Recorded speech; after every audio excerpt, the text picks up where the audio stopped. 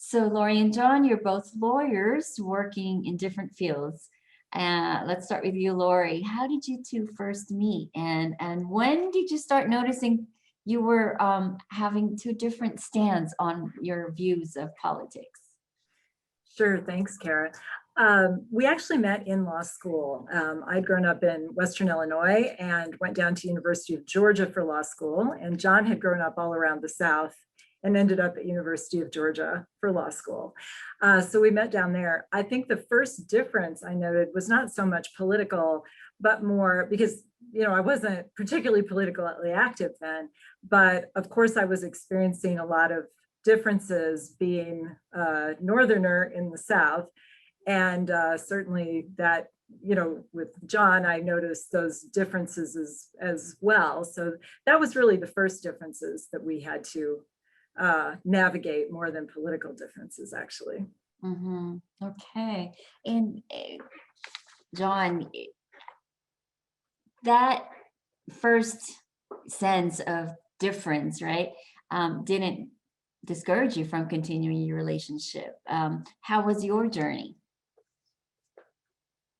When you meet someone, in a split second, you respond to the whole person, and at the same time, like to the essence of the person. So like you've got an identity and they've got an identity, but that's can be kind of a surface thing. And the retrospect of 33 years, you can see that more clearly. But at the time, I just responded to Lori as a person. And there was that spark that started a relationship. And what that relationship would be, we didn't know at the beginning. We had to get to know each other. And then this thing about talking about politics, political differences, that came later. And that's, in a sense, a good model. Dialogue starts with relationship, just somewhat similar to marriage does not start with a proposal. Lori, hi, would you marry me? We have to get to know each other. But at that time, I thought of dialogue and political discussions as all about arguments and all about logic.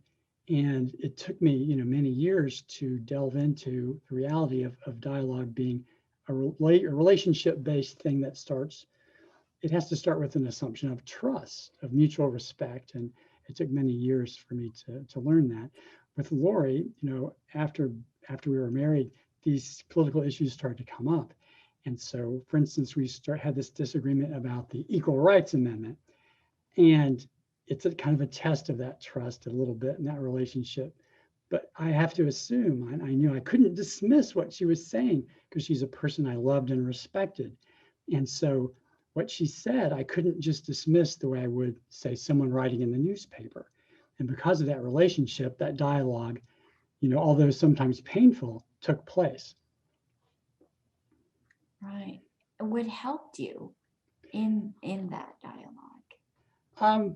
It's having that trust constantly confirmed, having that, I know Lori, she's a rational person, and then eventually starting to see things a little bit through her glasses, it's not, understanding the other person's experience. So there is partly the logic of something, but also there's opening your own eyes. For instance, on immigration, I had somewhat of a different point of view from her, but this relationship aspect branches out. I started to meet people who were her clients, who were immigrants, and start to see, this question of identity from my point of view. Maybe conservative people are a little concerned about national identity, cultural change.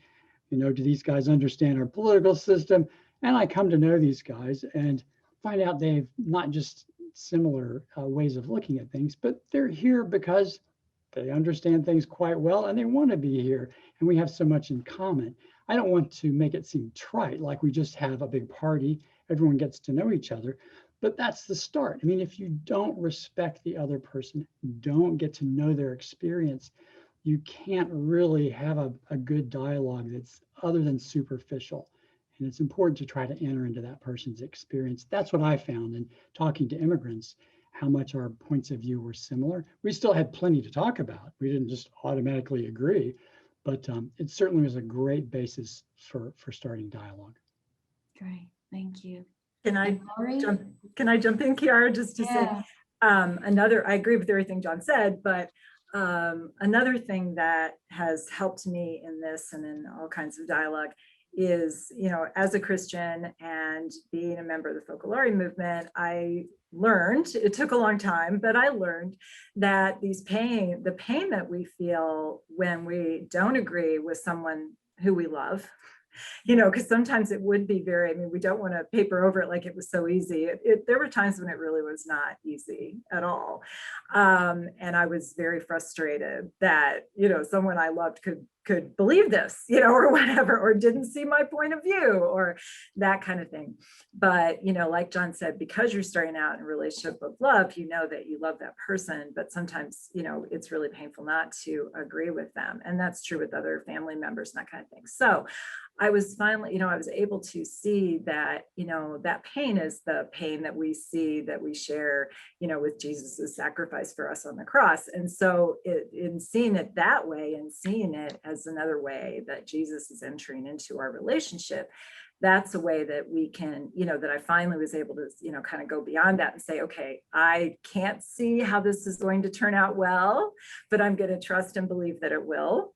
And I'm going to try to love anyway. And I'm sure John was doing the same, probably more so because I was probably more annoying.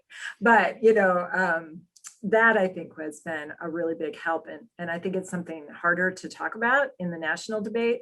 But I think it's something we can't leave out of the discussion, at least for Christians. That's, to me, I feel like we have to talk about that.